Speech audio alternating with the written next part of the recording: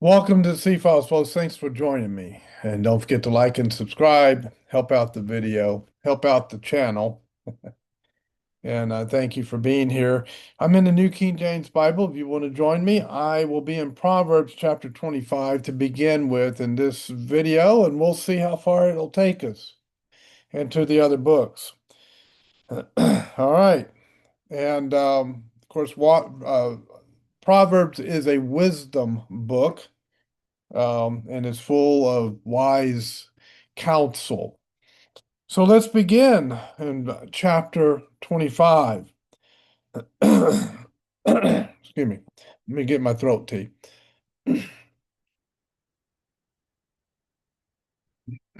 All right. These also are Proverbs of Solomon, which the men of Hezekiah, king of Judah, copied. It is the glory of God to conceal a matter, but the glory of kings is to search out a matter. As the heavens for height and the earth for depth, so the heart of kings is unsearchable. Take away the dross from silver, and it will go to the silversmith for jewelry. The dross, they heat the silver up, and the impurities. The dross is the impurities, and it comes up to the top, and they scrape it off of the top, and it purifies the silver. Take away the wicked from before the king, and his throne will be established in righteousness. So do you see the comparison that he's made here between the silver and the wicked and the silversmith and the throne, right? So the dross represents the wicked in this particular these two verses. And so if you take the dross from the silver, it's purified. If you take the wicked from away from before the king, his throne is established in righteousness. There's the comparison. Do not exalt yourself in the presence of the king, and do not stand in the place of the great, for it is better that he say to you, come up here, than that you should be put lower in the presence of the prince whom your eyes have seen. Do not go hastily to court, for what will you do in the end, when your neighbor has put you to shame? Debate your case with your neighbor. Do not disclose the secret to another, lest he who hears it expose your shame, and your reputation be ruined.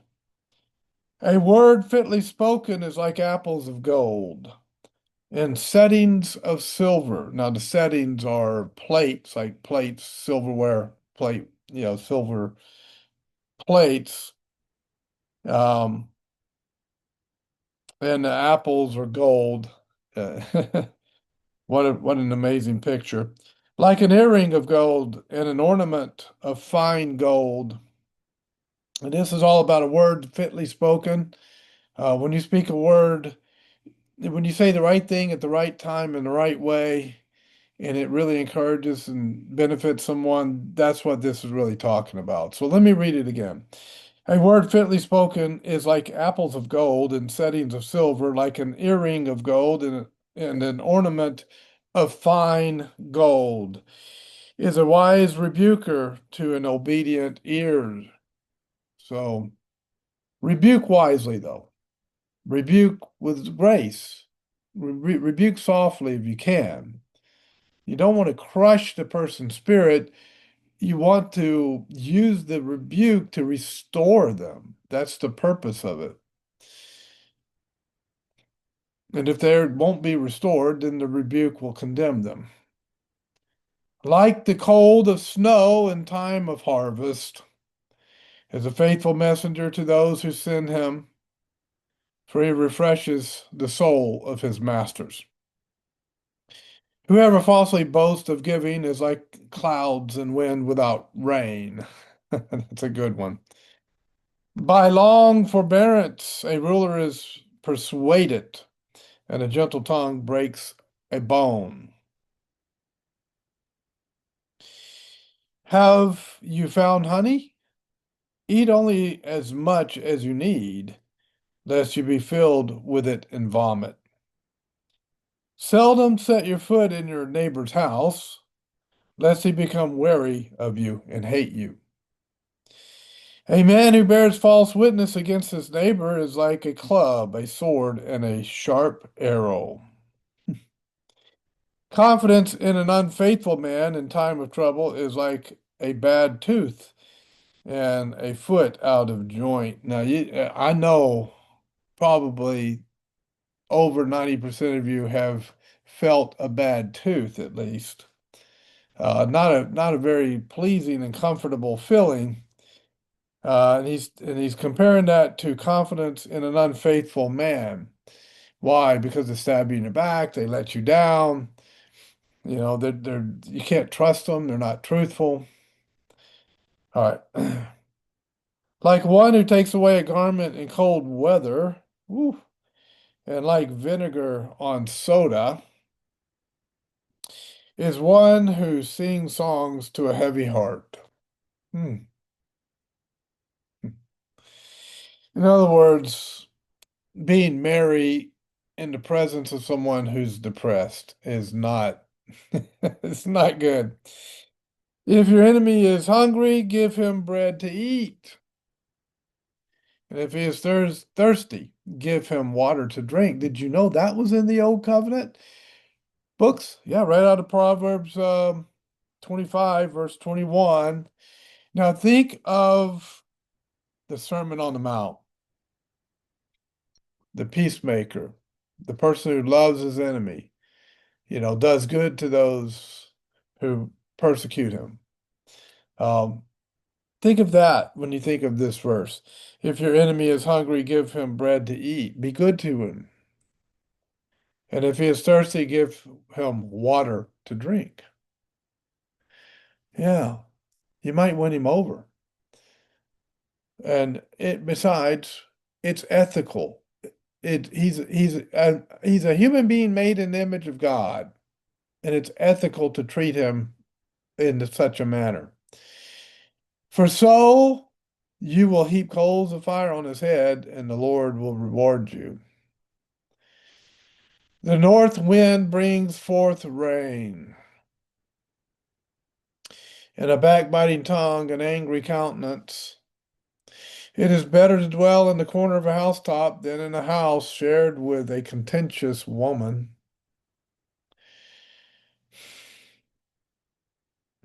I don't know if that one needs commentary, but men need to be loving to their wives, and wives, you need to be gentle spirits to your husbands. As cold water to a weary soul, so is good news from a far country. A righteous man who falters before the wicked is like a murky spring in a polluted well. It is not good to eat much honey, so to seek one's own glory is not glory. Whoever has no rule over his own spirit is like a city broken down without walls. Rule your spirit, or it will rule you. And that's Proverbs 25. I'm going to move on to the book of Ezekiel. And so let me read to you a little bit about Ezekiel. He was a prophet, and this is in the prophetic books. Now, Ezekiel was a priest and a prophet, he ministered during the darkest days of Judah's history, the 70-year period of Babylonian captivity, carried to Babylon before the final assault on Jerusalem. Ezekiel uses prophecies, parables, signs, and symbols to dramatize God's message to his exiled people. Though they are like dry bones in the sun, God will reassemble them and breathe life into the nation once again. Please, I'm sorry, present judgment will be followed by future glory, so that you shall know that I am the Lord. So the Hebrew word or the Hebrew name, Ezekiel, means God strengthens or strengthened by God.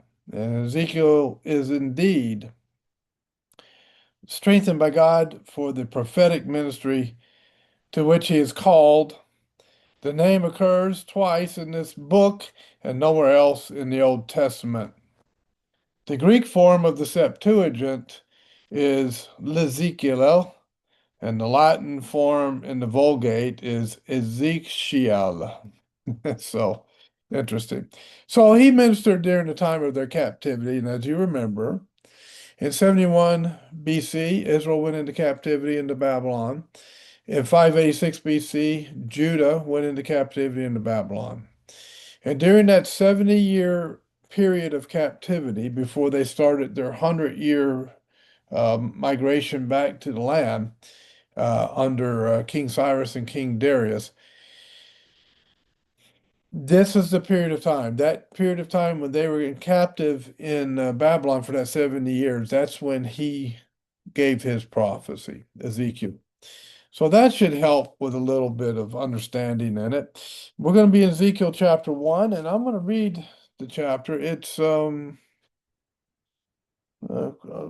28 verses, but they're pretty long verses. So let me just go ahead and get started and we'll roll. Now it came to pass in the 13th year, in the fourth month, on the fifth day of the month, as I was among the captives by the river Sibar, that the heavens were opened, and I saw visions of God. And, I mean, they just went into captivity, and yet God has not totally abandoned them yet. You'll see this in Daniel as well, who was a contemporary, by the way, of Ezekiel. All right. On the fifth day of the month, which was in the fifth year of King Jehoiachin's captivity, the word of the Lord came expressly to Ezekiel the priest, the son of Buzi, in the land of the Chaldeans, by the river Sibar, and the hand of the Lord was upon him there. Then I looked, and behold, a whirlwind was coming out of the north. It's always out of the north. Anyway, a great cloud with raging fire engulfing itself, and brightness was all around it, and radiating out of its mist like the color of amber, out of the midst of the fire. Also from within it came the likeness of four living creatures. Where have we seen four living creatures? Well, throughout the book of Revelation, and they were first introduced to us in Revelation chapter 4. And they sang praises to the Lord at around the throne in heaven. Anyway, he sees these four living creatures. And this was their appearance. They had the likeness of a man.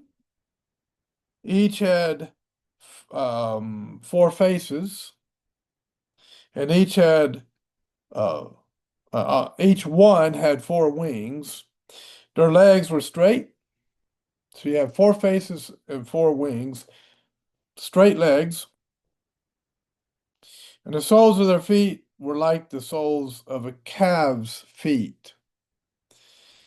They sparkled like the color of burnished bronze. The hands of a man were under their wings on their four sides, and each of the four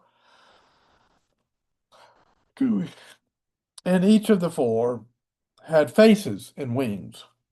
Their wings touched one another. The creatures did not turn when they went, but each one went straight forward.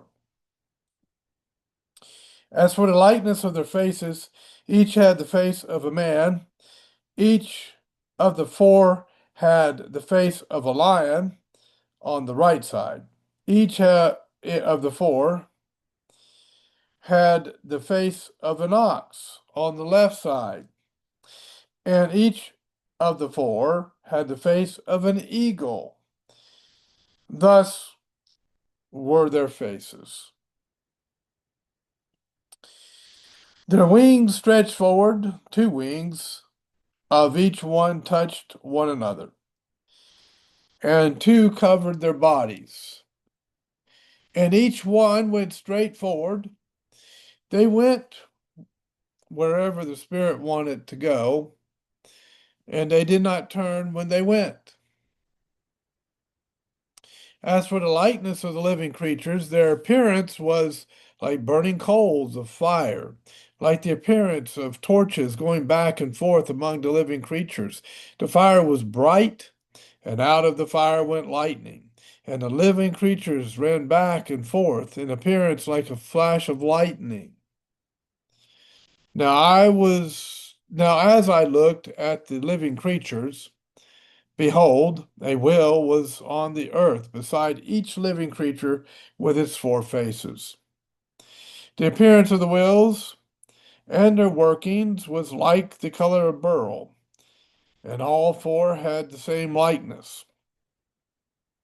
The appearance of their workings was, as it were, a will in the middle of a will. That I've heard one theologian say, or one pastor say, that this was a description of a Babylonian chariot wheel. So I don't know. When they moved, they went toward one another of four directions. They did not turn aside when they went. As for their rims, they were so high, they were awesome. Excuse me. And their rims were full of eyes all around the four of them. When the living creatures went, the wheels went beside them.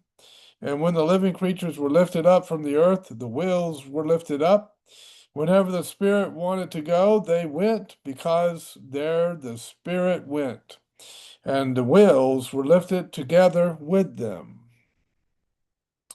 For the Spirit of the living creatures was in the wheels. When those went, these went. When those stood, these stood. When those were lifted up from the earth, the wheels were lifted up together with them, for the spirit of the living creatures was in the wheels. The likeness of the firmament above the heads of the living creatures was like the color of an awesome crystal, stretched out over their heads. And under the firmament, their wings spread out straight, one toward another. Each one had two which covered one side, and each one had two which covered the other side of the body. When they went, I heard the noise of their wings, like the noise of many waters, like the voice of the Almighty, a tumult, like the voice of an army.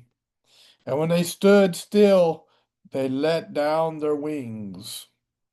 A voice came from above the firmament that was over their heads. Whenever they stood, they let down their wings. And above the firmament, over their heads, was the likeness of a throne, in appearance like a sapphire stone. On the likeness of the throne was a likeness with the appearance of a man high above it. Also, from the appearance of his waist and upward, I saw, as it were, the color of amber, with the appearance of fire all around within it. And from the appearance of his waist and downward, I saw, as it were, the appearance of fire with brightness all around, like the appearance of a rainbow in a cloud on a rainy day. So was the appearance of the brightness all around it. This was the appearance of the likeness of the glory of the Lord. This is a parallel passage in many ways to Revelation chapter 4. And in Revelation chapter 4, you get a very descriptive picture of the throne room of God. And I believe that part of this is describing that throne room, and part of it is describing an army that has chariots that are a will within a will. Um, this is a vision of judgment. And we'll leave it there. We'll go into chapter 2 the next time we come to Ezekiel. I'm at 20 minutes. Okay, we'll move on into John, the Gospel of John, chapter 18. And the Lord Jesus Christ is about to be betrayed. All right. The Gospel of John, chapter 18. When Jesus had spoken these words, he went out with his disciples over the brook Kidron, where there was a garden, which he and his disciples entered. And Judas, who betrayed him, also knew the place, for Jesus often met there with his disciples.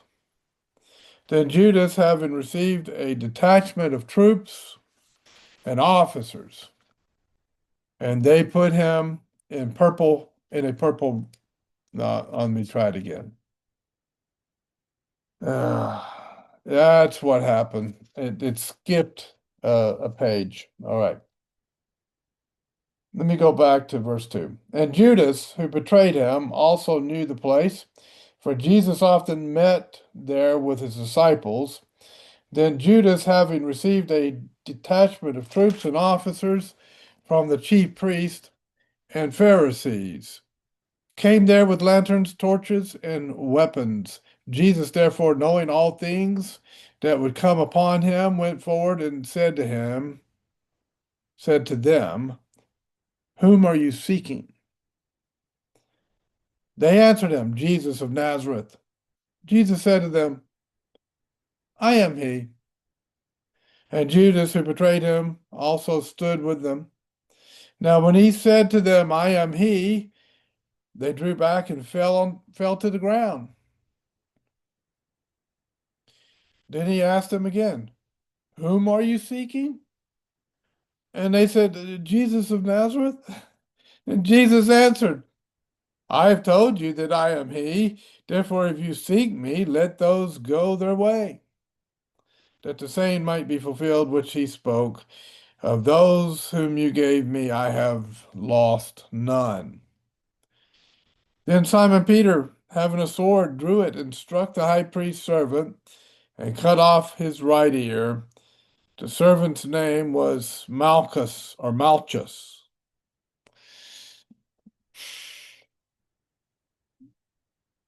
Untrained swordsman there, and a little too eager. So Jesus said to Peter, Put your sword into the sheath. Shall I not drink the cup which my Father has given me?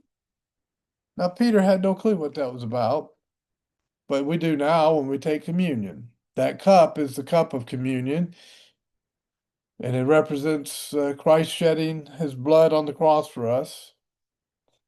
And so he told Peter, I got to go do what the Father has for me to do.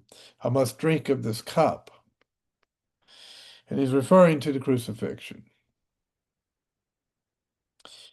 Then the detachment of troops and the captain and the officers of the Jews arrested Jesus and bound him. And they led him away to Annas first, for he was the father-in-law of Caiaphas, who was high priest that year. Now, it was Caiaphas who advised the Jews that it was expedient that one man should die for the people. Yeah, it was. But it had to be a very special man. Had to be a God man. That's Jesus Christ. And Simon Peter followed Jesus, and so did another disciple. Now, that disciple was known to the high priest and went with Jesus into the courtyard of the high priest. But Peter stood at the door outside. Then the other disciple, who was known to the high priest, went out and spoke to her who kept the door. and brought Peter in.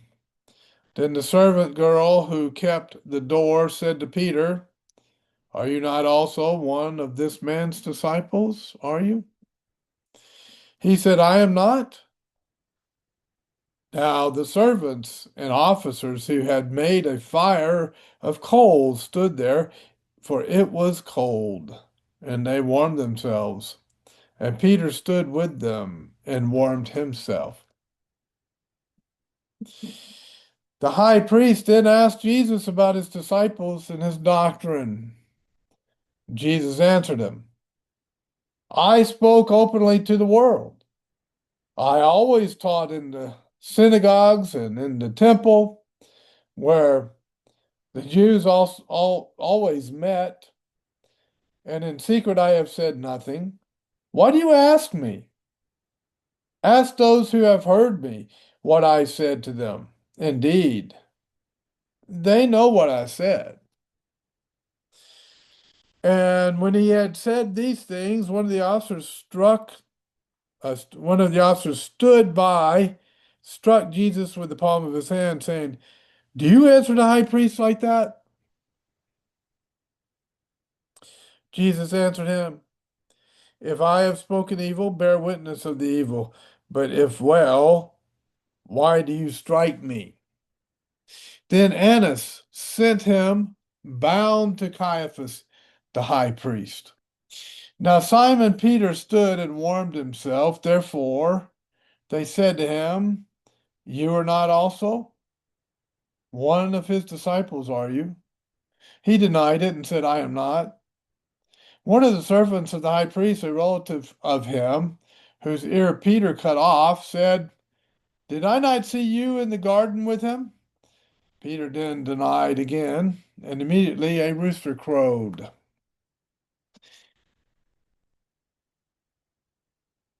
Then they led Jesus from Caiaphas. Remember, let me back up. Remember, Jesus said to Peter, "You will deny me 3 times before the rooster crows."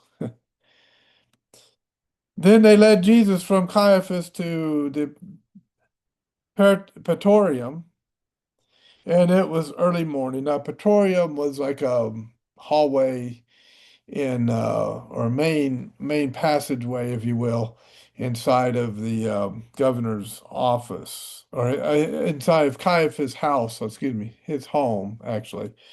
They probably lived in somewhat of a castle.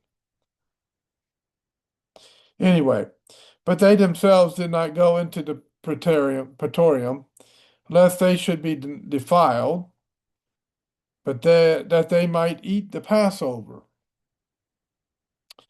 Pilate then went out to them and said, "What accusation do you bring against this man?"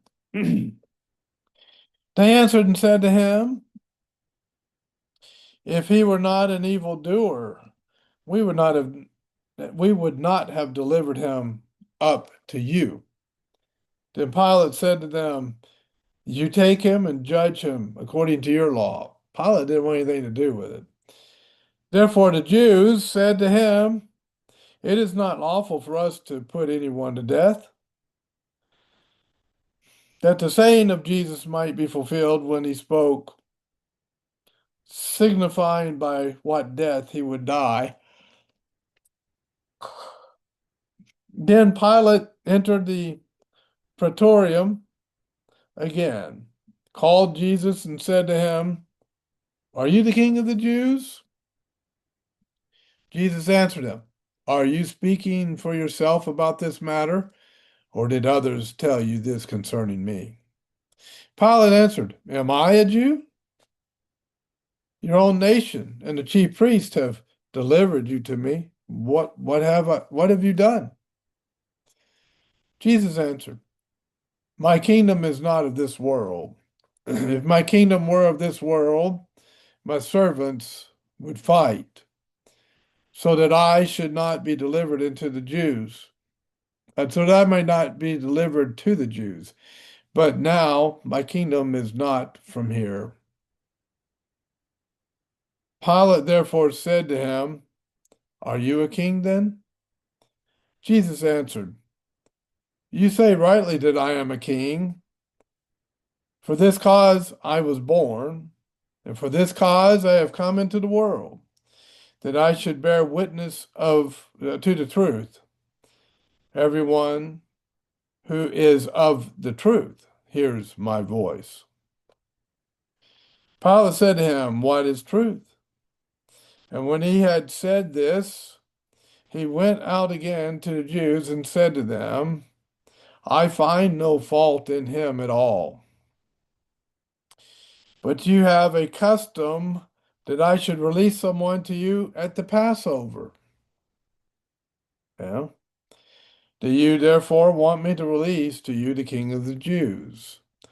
Then they all cried again, saying, Not this man, but Barabbas. Now, Barabbas was a robber. All right, let me back up and talk about for just a moment where Pilate says, he asked the question, What is truth?